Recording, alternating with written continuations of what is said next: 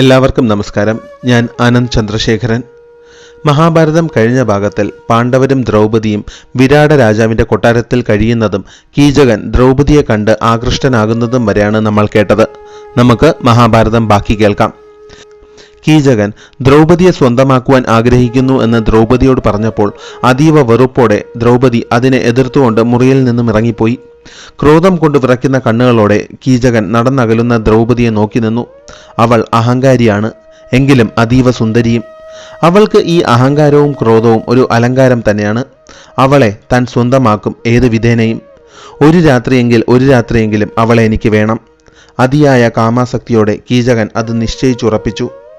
കീചകൻ തൻ്റെ സഹോദരിയായ സുദേഷണയുടെ സമക്ഷമെത്തി പറഞ്ഞു, ഞാൻ ഇന്ന് ഒരു സുന്ദരിയെ കണ്ടു. സുന്ദരി എന്ന വാക്ക് വച്ചല്ല അവളെ വർണ്ണിക്കേണ്ടത്. അവൾ അപ്സരസാണ്, ദേവകന്യകയാണ്. അവൾ രാജ്ഞിയുടെ തോഴിയാണ് എന്നാണ് എന്നോട് പറഞ്ഞത്. ആരാണവൾ? അവളുടെ വശ്യമായ സൗന്ദര്യം എൻ്റെ കണ്ണിൽ നിന്നും മനസ്സിൽ നിന്നും മായുന്നില്ല. ആരാണവൾ? സുദേഷണ പറഞ്ഞു, ജ്യേഷ്ഠ, സൈരന്ധ്രിയെയായിരിക്കും അങ്ങ് കണ്ടത്. അവളുടെ മാദക സൗന്ദര്യം കൊട്ടാരത്തിൽ പലരുടെയും ഉറക്കം കെടുത്തുമെന്ന് ഞാൻ അവളെ ആദ്യം കണ്ട മാത്രയിൽ തന്നെ മനസ്സിൽ കണക്ക് കൂട്ടിയായിരുന്നു. അവൾ എന്നാൽ എൻ്റെ സംരക്ഷണത്തിലാണ് ജ്യേഷ്ഠ. ആ സംരക്ഷണം കിട്ടുമെന്ന ഉറപ്പിന്മേലാണ് അവൾ ഇവിടെ നിൽക്കുന്നത്. അത് മാത്രവുമല്ല, അവൾ വിവാഹിതയാണ്. അതിശക്തരായ 5 ഗന്ധർവന്മാരാണ് അവളുടെ ഭർത്താക്കന്മാർ. അവർ 5 പേരും എപ്പോഴും അവളുടെ കാവലിനായി അവളുടെ കൂടെ തന്നെ ഉണ്ടെന്നാണ് സൈരന്ധ്രി എന്നോട് പറഞ്ഞത്. അങ്ങ് അവളിൽ നിന്നും ദൂരെ നിൽക്കുന്നതാണ് എന്തുകൊണ്ടും ഉചിതമെന്ന് ഞാൻ കരുതുന്നു ജ്യേഷ്ഠ. ഇത് കേട്ട് പൊട്ടിച്ചിരിച്ചുകൊണ്ട് കീചകൻ പറഞ്ഞു, ഒരേ സമയം 5 ഭർത്താക്കന്മാരോ? ഭലേ ബേഷ്. എന്നാൽ പിന്നെ 5 എന്നത് 6 ആയാൽ എന്ത് വ്യത്യാസമാണ് അവൾക്ക്? 5 ഗന്ധർവന്മാരായ ഭർത്താക്കന്മാർക്ക് പുറമെ ഒരു സേനാപതിയായ ഭർത്താവും കൂടെ ആയാലും അവൾക്ക് അത് അധികമാവില്ല. 5 ഗന്ധർവ ഭർത്താക്കന്മാർ എന്നെല്ലാം പറയുന്നത് അവളുടെ അടവാണ്. എല്ലാരിൽ നിന്നും രക്ഷപ്പെട്ട് നടക്കുവാനുള്ള അവളുടെ അടവ്. ഇനി അവൾക്ക് അങ്ങനെ ഗന്ധർവന്മാർ ഭർത്താവായി ഉണ്ടെങ്കിൽ തന്നെ അവർ വരട്ടെ. ഞാൻ അവരോട് മല്ലിടുവാൻ തയ്യാറാണ്. എനിക്ക് അവളെ വേണം. മറ്റൊരു സ്ത്രീയുടെയും സൗന്ദര്യം എന്നെ ഇന്നേ വരെ ഇത്രമാത്രം ലഹരി പിടിപ്പിച്ചിട്ടില്ല. അവൾ ദേവേന്ദ്രന്റെ അമരാവതിയിലെ തടാകത്തിലെ സ്വർണ്ണ താമരയാണ്. എനിക്ക് അവളെ വേണം. അവളെ പിടിച്ചു കൊണ്ടുപോകുവാൻ എനിക്ക് അറിയാത്തത് കൊണ്ടല്ല, അവളായി തന്നെ എൻ്റെ അടുത്തേക്ക് വരുന്നതാണ് ഉചിതം. ഈ കാര്യം സുദേഷ്ണ അവളെ പറഞ്ഞ് മനസ്സിലാക്കിപ്പിക്കണം. മത്സ്യദേശത്തിന്റെ സേനാപതിയുടെ ആജ്ഞ അവഗണിച്ച് അവൾക്ക് ഇവിടെ തുടരുവാൻ കഴിയില്ല എന്ന് അവളെ പറഞ്ഞ് മനസ്സിലാക്കിപ്പിക്കണം. സ്വന്തം ജ്യേഷ്ഠനായ കീചകനെ ഈ കാര്യത്തിൽ നിന്നും പറഞ്ഞ് പിന്തിരിപ്പിക്കുവാൻ കഴിയുകയില്ല എന്ന് ബോധ്യപ്പെട്ടതോടെ സുദേഷ്ണ പറഞ്ഞു, ഞാൻ എന്നാൽ ഒരു കാര്യം ചെയ്യാം. ഇന്ന് രാത്രി സൈരന്ധ്രിയെ എന്തെങ്കിലും തന്ത്രത്തിൽ അങ്ങയുടെ അന്തഃപുരത്തിലേക്ക് പറഞ്ഞുവിടാം. കീചകന് അതീവ സന്തോഷമായി. രാത്രിയാകുവാനായി കീചകൻ അക്ഷമനായി കാത്തുനിന്നു. തൻ്റെ അന്തഃപുരത്തിലേക്ക് സൈരന്ധ്രി ഏകാഗിയായി നടന്നു വരുന്നതും കാത്ത്. സുദേഷണ സന്ധ്യ മയങ്ങിയതും സൈരന്ധ്രിയെ അടുത്ത് വിളിച്ചിട്ട് പറഞ്ഞു, സൈരന്ധ്രി, എൻ്റെ സഹോദരനായ കീചകന് ഈ വീഞ്ഞ് കൊണ്ടുപോയി നൽകിയാലും അദ്ദേഹം കാത്തിരിക്കുകയാണ്. ഇത് കേട്ട് ദ്രൗപദി ഞെട്ടി. കൈകൾ കൂപ്പിക്കൊണ്ട് ദ്രൗപദി സുദേഷണയോട് പറഞ്ഞു, രാജ്ഞി, ദയവ് ചെയ്ത് മറ്റേതെങ്കിലും ഒരു തോഴിയെ ഇതിനായി നിയോഗിച്ചാലും. എനിക്ക് പേടിയാണ് സേനാപതിയുടെ അടുത്ത് ചെല്ലുവാൻ. അദ്ദേഹത്തിൻ്റെ നോട്ടം പോലും എന്നിൽ ഭയം ഉളവാക്കുന്നു. എന്നെ ഇതിൽ നിന്നും ഒഴിവാക്കിയാലും. ഈ സമയത്ത് തനിച്ച് ഞാൻ സേനാപതിയുടെ അടുത്ത് ചെല്ലുവാൻ ഭയപ്പെടുന്നു. സുദേഷണ പറഞ്ഞു, ഭയപ്പെടുവാനൊന്നും തന്നെയില്ല. അദ്ദേഹത്തിന് നിന്നെ കാണണം. ഈ വീഞ്ഞുമായി അദ്ദേഹത്തിൻ്റെ അന്തഃപുരത്തിലേക്ക് പോകൂ. ഇത് എൻ്റെ ആജ്ഞയാണ്. ദ്രൗപദി വീഞ്ഞുമായി ഭയന്ന് നടന്നു കീചകന്റെ അന്തഃപുരത്തിലേക്ക്. എങ്ങും ഇരുട്ട് പടർന്നു പിടിച്ചിരുന്നു. ഇടനാഴിയിൽ കത്തിജ്വലിക്കുന്ന തീജ്വാലകൾ കൂടുതൽ ഭയാനകമായി ദ്രൗപദിക്ക് തോന്നി. അറിഞ്ഞുകൊണ്ട് സിംഹത്തിന്റെ മുന്നിലേക്ക് നടന്നു പോകുന്ന മാൻപേടയെപ്പോലെ അവൾ നടന്നു. ദ്രൗപദി ഓർത്തു, എന്തൊരു ദുർവിധിയാണ് ഈശ്വര ഇത്. കുരുവംശ രാജധാനിയിൽ വെച്ച് ദുര്യോധനനാലും ദുശാസനാലും താൻ അപമാനിക്കപ്പെട്ടു. 12 വർഷം വനവാസമനുഷ്ഠിച്ചു. ഇപ്പോഴിതാ കാമത്തിനടിമയായ നീചനായ കീചകന്റെ സമക്ഷത്തേക്ക് തനിച്ചു പോകേണ്ടി വരുന്നു. ആരുമില്ലല്ലോ തനിക്ക് ഒരു കൂട്ടായി. എല്ലാ ബന്ധങ്ങളും പൊട്ടിച്ചെറിഞ്ഞ് ഈ രാജകൊട്ടാരം വിട്ട് ഇറങ്ങി ഓടിയാലോ എന്ന് പോലും ദ്രൗപദി ആലോചിച്ചു. പക്ഷേ അതുകൊണ്ട് എന്ത് പ്രയോജനം? ദുര്യോധനന്റെ ചാരന്മാർക്ക് സംശയം തോന്നി ഇവിടെ എത്തിയാൽ പാണ്ഡവരെ അവർ കണ്ടെത്തും. വീണ്ടും 12 വർഷം വനവാസവും 13ാം വർഷം അജ്ഞാതവാസവും. ദ്രൗപദി നടന്നു കീചകന്റെ അന്തഃപുരത്തിലേക്ക്. കീചകന്റെ മുറിയിലേക്ക് ദ്രൗപദി പ്രവേശിച്ചതും ആ നിമിഷത്തിനായി അക്ഷമനായി കാത്തുനിന്ന കീചകൻ പറഞ്ഞു, വരണം സുന്ദരി, നീ വരുമെന്ന് എനിക്ക് അറിയാമായിരുന്നു. എന്നെ ധിക്കരിച്ച് നിനക്ക് എങ്ങനെ കഴിഞ്ഞുകൂടുവാൻ കഴിയും ഈ രാജകൊട്ടാരത്തിലും മത്സ്യദേശത്തും? എൻ്റെ അടുത്തേക്ക് വരൂ സൈരന്ധ്രി. എത്ര നേരമായി നിന്നെ കാത്തിരിക്കുകയാണ് ഞാൻ. ഈ മദ്യം മുഴുവൻ ഞാൻ കുടിച്ചു തീർത്തു നിന്നെ കാത്തിരുന്ന്. ദ്രൗപദി പറഞ്ഞു. ഈ വീഞ്ഞ് എവിടെയാണ് വെക്കേണ്ടതെന്ന് പറഞ്ഞാലും. എനിക്ക് തിരിച്ചു പോകണം. രാജ്ഞി എന്നെ അന്വേഷിക്കും. കീചകൻ പൊട്ടിച്ചിരിച്ചുകൊണ്ട് പറഞ്ഞു. ആരും നിന്നെ അന്വേഷിക്കുവാൻ പോകുന്നില്ല. ആരും. രാജ്ഞിയോ രാജാവോ ദേവേന്ദ്രനോ പോലും ഇന്ന് നിന്നെ അന്വേഷിക്കുകയില്ല. കാരണം അവർക്ക് എല്ലാവർക്കും അറിയാം നീ ഈ രാത്രി കീചകന്റെ കൂടെ ആയിരിക്കുമെന്ന്. നീ തിരിച്ചു പോകുന്നുമില്ല. ഇത്ര ധൃതി പിടിക്കേണ്ട കാര്യമൊന്നുമില്ല സുന്ദരി. നിന്റെ ഗന്ധർവന്മാരായ ഭർത്താക്കന്മാരോട് പോലും പോയി നീ പറഞ്ഞേക്ക് ഇന്ന് നിന്നെ അന്വേഷിക്കേണ്ട എന്ന്.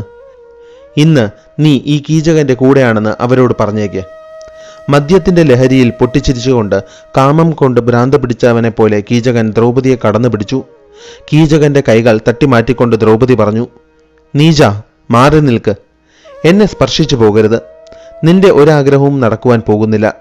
എൻ്റെ ദേഹത്ത് കൈവച്ച നിമിഷം നീ ഓർത്തുകൊള്ളുക, നിന്റെ മരണം അധികം വൈകാതെ തന്നെ സംഭവിക്കുവാൻ പോകുകയാണ് എന്ന്. ഇത് കേട്ട് ഭയാനകമായ ശബ്ദത്തിൽ പൊട്ടിച്ചിരിച്ചുകൊണ്ട് കീചകൻ പറഞ്ഞു. എന്തൊരത്ഭുതം! മാൻപേട ഗർജിക്കുന്നുവോ? നിന്നെ തൊട്ടാൽ ഇനി സാക്ഷാൽ യമദേവൻ വന്നാൽ പോലും അത് ഈ കീചകന് ഒരു പ്രശ്നമേ അല്ല. മതം പിടിച്ച കാട്ടാനയെപ്പോലെ കീചകൻ ദ്രൗപദിയെ കെട്ടിപ്പിടിച്ച് മാറോടണയ്ക്കുവാൻ ശ്രമിച്ചു. മദ്യം ആവശ്യത്തിലധികം സേവിച്ചതിന്റെ പ്രശ്നങ്ങൾ കീചകനിൽ കാണാമായിരുന്നു. കാലുകൾ നിലത്തുറയ്ക്കാതെ നിൽക്കുവാൻ പാടുപെടുന്ന കീചകനെ ദ്രൗപദി ശക്തമായി തള്ളി. കീചകൻ നിലത്ത് വീണ തക്കത്തിന് ദ്രൗപദി അവിടെ നിന്നും ഓടി രക്ഷപ്പെട്ടു. കരഞ്ഞുകൊണ്ട് ദ്രൗപദി നേരെ ഓടിയെത്തിയത് രാജസഭയിലേക്കാണ്. അവിടെ വിരാട രാജാവും യുധിഷ്ഠിരനും പകിട കളിക്കുകയായിരുന്നു. ഭീമനും സമക്ഷമുണ്ടായിരുന്നു. ദ്രൗപദി തൊഴുകൈകളോടെ പൊട്ടിക്കരഞ്ഞുകൊണ്ട് രാജാവിന്റെ മുൻപിലായി നിന്നു. പിന്നിൽ നിന്നുമായി അലറിക്കൊണ്ട് ഓടിയെടുക്കുന്ന കീചകന്റെ ശബ്ദം കേട്ട് ദ്രൗപദി പേടിച്ചു വിറച്ചു. എന്താണ് സംഭവിച്ചത് എന്ന് ആർക്കും മനസ്സിലായില്ല. ദ്രൗപദി എന്തെങ്കിലും പറയുവാൻ തുനിയുന്നതിന് മുൻപായി കീചകൻ പിന്നിൽ നിന്നും വന്ന് ദ്രൗപദിയെ ശക്തമായി ചവിട്ടി. ആ ചവിട്ടേറ്റ് ദ്രൗപദി താഴെ വീണുപോയി.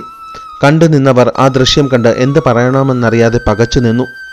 ദ്രൗപദിയെ ചവിട്ടിയിരിക്കുന്നത് സേനാപതിയായ മഹാശക്തനായ കീചകനാണ്. കീചകൻ ദ്രൗപദിയെ നോക്കി അലറി. ഇന്നല്ലെങ്കിൽ നാളെ നീ എന്നോടൊപ്പം കിടക്കേണ്ടവൾ തന്നെയാണ്. രക്ഷപ്പെട്ടുവെന്ന് നീ കരുതണ്ട. ഇത്രയും പറഞ്ഞ് കീചകൻ നടന്നകന്നു.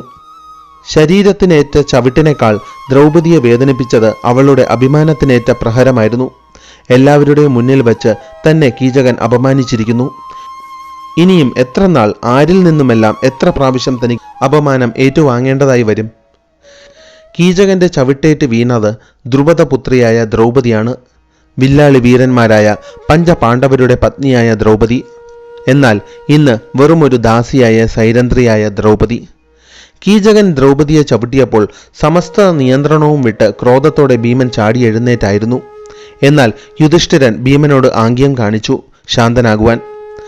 തങ്ങൾ ആരാണെന്ന് ബാക്കിയുള്ളവർ അറിഞ്ഞാൽ വീണ്ടും 12 വർഷം വനവാസവും 13ാം വർഷം അജ്ഞാതവാസവും അനുഷ്ഠിക്കേണ്ടതായി വരും. ഭീമൻ നന്നേ പണിപ്പെട്ട് സ്വന്തം ക്രോധത്തെ അടക്കിപ്പിടിച്ചു. പൊട്ടിക്കരഞ്ഞുകൊണ്ട് ദ്രൗപദി വിരാട രാജാവിനോട് തൊഴുകൈകളോടെ പറഞ്ഞു.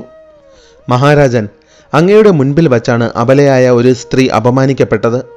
രാജാവ് എന്നത് ധർമ്മത്തിൻ്റെയും സത്യത്തിൻ്റെയും പ്രതിരൂപമാണ്. എനിക്ക് നീതി ലഭിക്കണം. ഇപ്രകാരം അപമാനിക്കപ്പെടുവാൻ ഞാൻ എന്ത് തെറ്റാണ് ചെയ്തത്? കീചകൻ എന്നെ ചവിട്ടിയത് അങ്ങ് കണ്ടതല്ലേ? ആ ദുഷ്ടനിൽ നിന്നും അങ്ങ് എനിക്ക് സംരക്ഷണം നൽകിയാലും. തൻ്റെ ബലമായ കീചകനെ, സർവ്വ സൈന്യാധിപനായ കീചകനെ പിണക്കുവാൻ കഴിയാത്ത വിരാടരാജൻ ദ്രൗപദിയോട് പറഞ്ഞു. എന്താണ് സംഭവിച്ചത് എന്ന് പൂർണ്ണമായും മനസ്സിലാക്കാതെ ഞാൻ എങ്ങനെയാണ് ഈ പ്രശ്നത്തിൽ വിധി പറയുക? നീതി നടപ്പാക്കണമെങ്കിൽ എനിക്ക് 2 പക്ഷത്തുള്ളവർക്കും എന്താണ് പറയുവാനുള്ളത് എന്ന് കേൾക്കണമല്ലോ. കീചകന് പറയുവാനുള്ളത് എന്താണെന്ന് ഞാൻ കേൾക്കട്ടെ. നീ ഇപ്പോൾ മടങ്ങിപ്പോയാലും. യുധിഷ്ഠിരൻ ദ്രൗപദിയോട് പറഞ്ഞു. സൈരന്ധ്രി, നീ റാണിയുടെ അടുത്തേക്ക് മടങ്ങിപ്പോയാലും ഈ പ്രശ്നത്തിന് പ്രതിവിധി നമുക്ക് കണ്ടെത്താം. തൻ്റെ അവസ്ഥയോർത്ത് ദ്രൗപദി വല്ലാതെ ദുഃഖിച്ചു. വിരാടരാജനിൽ നിന്നും തനിക്ക് നീതി ലഭിക്കുകയില്ല എന്ന് അവൾക്ക് അറിയാമായിരുന്നു. എന്നാൽ തൻ്റെ കരച്ചിൽ കേൾക്കുന്ന ഒരാളുണ്ട്. തനിക്ക് വേണ്ടി എന്തും ചെയ്യുവാൻ തയ്യാറായി നിൽക്കുന്ന ഒരാൾ. മറ്റാരും കാണാത്ത തൻ്റെ കണ്ണുനീർ കാണുന്ന ഒരാളുണ്ട്.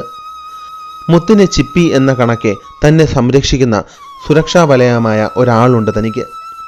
ദ്രൗപദി നടന്നു പാചകക്കാരനായ കങ്കൻ കഴിയുന്ന മുറിയിലേക്ക്. 10,000 മതയാനകളുടെ ശക്തിയുള്ള സാക്ഷാൽ ഭീമസേനന്റെ സമക്ഷത്തേക്ക് ദ്രൗപദി നടന്നു. തന്റെ സങ്കടത്തിന് പ്രതിവിധി നൽകുവാനും തനിക്കേറ്റ അപമാനത്തിന് പ്രതികാരം വീട്ടുവാനും കഴിയുന്ന വൃകോദരൻ, 2ാം പാണ്ഡവൻ. തൽക്കാലം മഹാഭാരതത്തിൻ്റെ ഈ ഭാഗം ഞാൻ ഇവിടെ വച്ച് നിർത്തുകയാണ്. എല്ലാവർക്കും ഈ ഭാഗം ഇഷ്ടമായെന്ന് ഞാൻ പ്രതീക്ഷിക്കുന്നു. നിങ്ങളുടെ വിലയേറിയ അഭിപ്രായങ്ങൾ കമൻസിലൂടെ എന്നെ അറിയിക്കുവാൻ ശ്രമിക്കുക. നന്ദി.